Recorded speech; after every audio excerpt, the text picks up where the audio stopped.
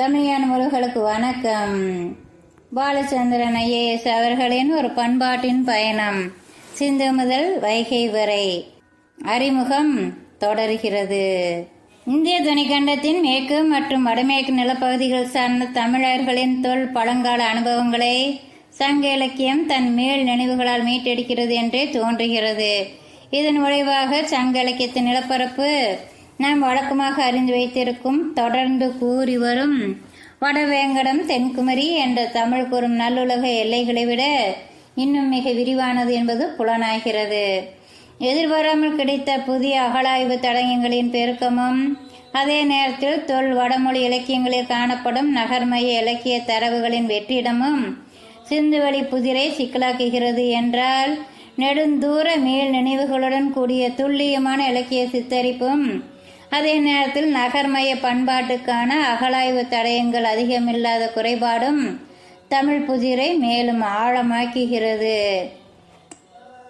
இதுவே சிந்துவெளி புதிர் தமிழ் புதிர் என்ற இந்தியவியலின் இரு புதிர்களுக்கும் இடையிலான வியத்தகும் முரணாகும்.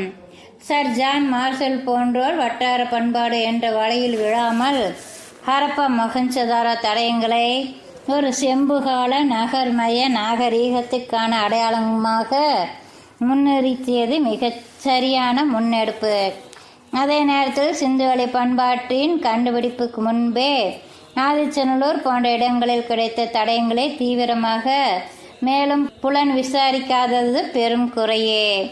இந்தியவியல் ஆராய்ச்சியாளர்கள் மேற்சொன்ன இந்த இரண்டு புதிர்களையும் ஒன்றோடு ஒன்று தொடர்பற்ற இரண்டு தனித்தனி களங்களாக துண்டு துண்டாக அணுகினார்களே தவிர ஒட்டுமொத்தமாக பார்க்க முனைப்பு காட்டவே இல்லை. சிந்துவெளி பண்பாட்டிற்கும் தென்கோடி தொன்ம பண்பாடுகளுக்கும் இடையில் உள்ள கால நில இடைவெளியே இதற்கு காரணம். ஒரே நாணயத்தின் இரண்டு பக்கங்கள். சிந்துவெளி பண்பாட்டின் மொழி தொடர்பான ஊகங்களில் திராவிட கருதுகோளின் சாத்திய கூறுகளே அதிகம் உள்ளன என்பது அஸ்கோ பர்போலோ போன்ற அறிஞர்களின் கருத்தாக உள்ளன. அவ்வாறாயின் சிந்துவெளி பண்பாட்டின் திராவிட கருதுகோளுக்கான சான்று ஆதாரங்களை சங்க இலக்கியங்களின் துணையின்றி விளக்க மதிப்பிட முடியாது. 1400 கிலோமீட்டர் இடைவெளியும் சுமார் 1300 ஆண்டுகள் கால இடைவெளியும் சிந்துவெளி பண்பாடு பற்றிய புரிதல்களுக்கு சங்க இலக்கியம் ஆற்றக்கூடிய பங்களிப்பை குறைத்து மதிப்பிட முடியாது. அதை போலவே சங்க இலக்கியம் சித்தரிக்கும் நகர்மய வாழ்வியலின் ஆழ அகலங்களை இந்திய துணைக்கண்டத்தில் இதுவரை கண்டறியப்பட்டுள்ள நகர்மய வாழ்வின் ஆகச்சிறந்த உன்னதமான சிந்துவெளி தடயங்களின் கண் கூடான புரிதலின் துணையின்றி உணர்ந்து உள்வாங்கவும் முடியாது. மேலோட்டமாக பார்க்கும்போது இப்படிப்பட்ட ஒரு முன்மொழிவு வியப்பையும் திகைப்பையும் ஏற்படுத்தலாம். ஆனால் இந்த நூல் முன்வைக்கும் தடயங்களை ஒருதலை சார்பின்றி மதிப்பிடும் எவரும் அந்த வியப்பிலிருந்தும் திகைப்பிலிருந்தும் விடுபடுவார்கள். இன்றைய தேதியில் சிந்துவெளி ஹரப்பா நகர்மய பண்பாட்டின் தெற்கு எல்லை மகாராஷ்டிராவின் தைமாபாத்தில் முடங்கி கிடக்கிறது. எதிர்கால அகழ்வாராய்ச்சிகள் இந்த எல்லையை மேலும் தெற்கு நோக்கி நகர்த்தக்கூடும். தமிழ்நாட்டில் அண்மையில் கிடைத்துள்ள அகழாய்வு தடயங்கள் இந்த சாத்தியத்தை அடிக்கோடிடுகின்றன. தைமாபாத்திற்கும் கீழடிக்கும் இடையே மகாராஷ்டிரத்தில் மேலும் தென்னிந்தியாவில் தோண்டி பார்க்க வேண்டிய தொல்லியல் தலங்கள் எத்தனையோ இருக்கின்றன. ஒரு வகையில் சிந்துவெளி புதிரும் தமிழ் தொன்ம புதிரும் ஒரே நாணயத்தின் இரண்டு பக்கங்களே என்பது புரியும். சிந்துவெளிக்கும் தென்கோடி தமிழ் பண்பாட்டிற்கும் இடையிலான கால நில இடைவெளிகள் தேவைக்கும் அதிகமாக மிகை மதிப்பு செய்யப்பட்டுள்ளன. அதை போலவே பழங்கால மக்களின் புலம்பெயரும் முனைப்பும் தொடர்ந்து பயணிக்கும் ஆற்றலும் தொலைதூர பண்பாடுகளுடன் தொடர்பு வைத்திருக்கும் திறனும் முற்றிலுமாக குறைமதிப்பு செய்யப்பட்டுள்ளன. விடுதலைக்கு முற்பட்ட இந்தியா இரு நாடுகளாக இந்தியா பாகிஸ்தான் என்று பிரிக்கப்பட்டு விடுதலை பெற்ற பின்னர் சுதந்திர இந்தியாவின் அகழாய்வு முயற்சிகள் பெரும்பாலும் மேற்கிலிருந்து கிழக்காக நகர்ந்த அளவிற்கு தெற்கு நோக்கி அகரவில்லை என்பதுதான் உண்மை. சிந்துவெளி குறியீடுகளுடன் பெரிதும் மொத்தமிந்துள்ள கீறல்களுடன் கூடிய பானை ஓடுகள் தென்னிந்தியாவில் அதிலும் குறிப்பாக தமிழ்நாட்டில்தான் மிகுதியாக கிடைத்துள்ளன என்ற உண்மையை தொல்லியல் ஆய்வாளர்கள் இன்னும் தீவிரமாக உள்வாங்கி களத்தில் இறங்கி இருக்க வேண்டும். திராவிட கருதுகோளின் நிலைமை. சிந்துவெளி பண்பாட்டிற்கும் திராவிட மொழி குடும்பத்திற்கும் மொழி, பண்பாடு மற்றும் கருத்தியல் சார்ந்த தொடர்பு இருக்கிறது என்பதுதான் திராவிட கருதுகோளின் சாரம். சிந்துவெளி கண்டுபிடிப்பு பற்றி 1924ஆம் ஆண்டு செப்டம்பர் 20ஆம் நாள் சர் ஜான் மார்ஷல் அறிவித்து சில மாதங்களுக்குள் மாடர்ன் ரிவ்யூ என்ற இதழில் மொழியியல் அறிஞர் சுனிதி குமார் சட்டர்ஜி திராவிடர்களின் தோற்றமும் இந்திய பண்பாட்டின் தொடக்கமும் என்ற தலைப்பில் ஒரு கட்டுரை எழுதினார். இந்த வகையில் சிந்துவெளி பண்பாட்டின் கண்டுபிடிப்பும் அது ஒரு திராவிட பண்பாடாக இருந்திருக்கக்கூடும் என்ற ஊகமும் தொடர் நிகழ்வுகளே. அதற்கு பின்னர் கடந்த 98 ஆண்டுகளில் உலகின் பல்வேறு நாடுகளைச் சேர்ந்த அறிஞர்களின் ஆய்வு பணியில் திராவிட கருதுகோள் மேலும் வலுவடைந்துள்ளது.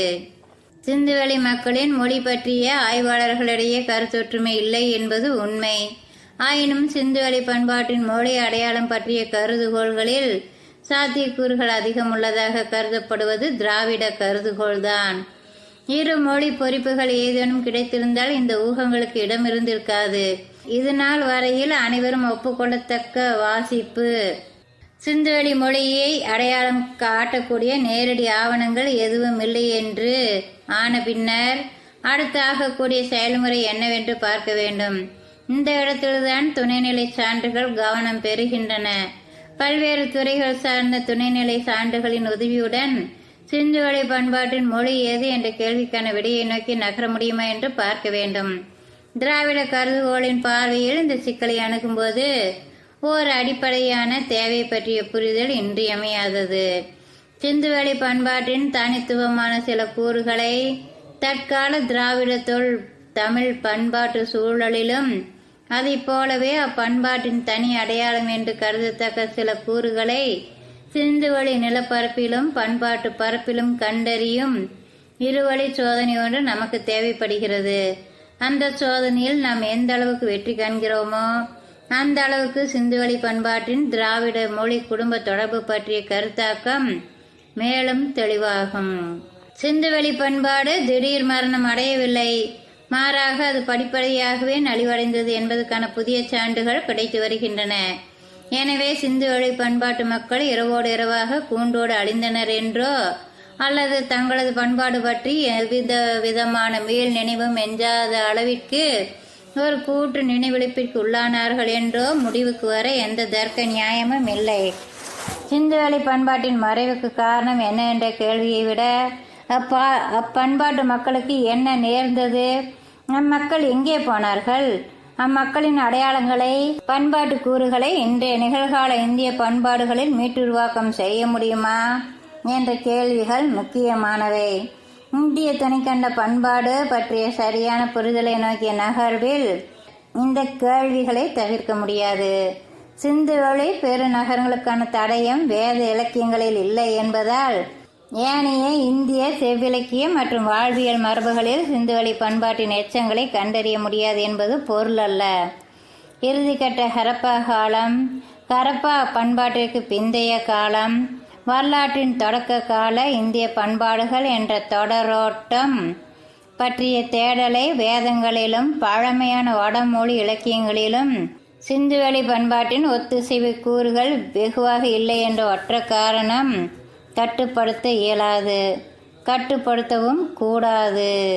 இந்தியாவின் வரலாற்றுக்கு முற்பட்ட காலங்கள் குறித்த கற்பிதங்களையும் புரிதல்களையும் மரபணுவியல், தொல்லியல், சமூகவியல், தொல்லிலக்கிய ஆவணப்பதிவுகள் உள்ளிட்ட பல்வேறு தரவுகளின் துணையோடு மீள் மதிப்பீடு செய்ய வேண்டியது காலத்தின் கட்டாயமாகும். சிந்துவெளி பண்பாடு எத்தகைய சூழலில் நலிவடைந்து முடிவுக்கு வந்திருக்கக்கூடும் என்பது குறித்து பல்வேறு கருத்துக்கள் நிலவுகின்றன. ஆரியர் படையெடுப்பு, ஆரியர் புலப்பெயர்வு என்று தொடங்கிய தட்பவெப்ப மாற்றங்கள், சிந்துவெளி பண்பாட்டின் சமூக பொருளாதார கருத்தியல்கள் நடைமுறைக்கு ஒவ்வாமல் கட்டுப்படியாகாமல் போனது என்பது வரை பல்வேறு காரணங்களின் சாத்தியக்கூறுகளை ஆய்வாளர்கள் அலசி ஆராய்ந்து விட்டார்கள். சிந்துவெளி பண்பாடு நலிவடைந்ததுக்கு ஒரு ஒற்றை காரணத்தை கண்டுபிடித்து தீர வேண்டும் என்பது கட்டாயமல்ல. பல்வேறு காரணங்களின் கூட்டு விளைவாக கூட அந்த நகர்மய பண்பாடு நலிந்திருக்க வாய்ப்பு இருக்கிறது.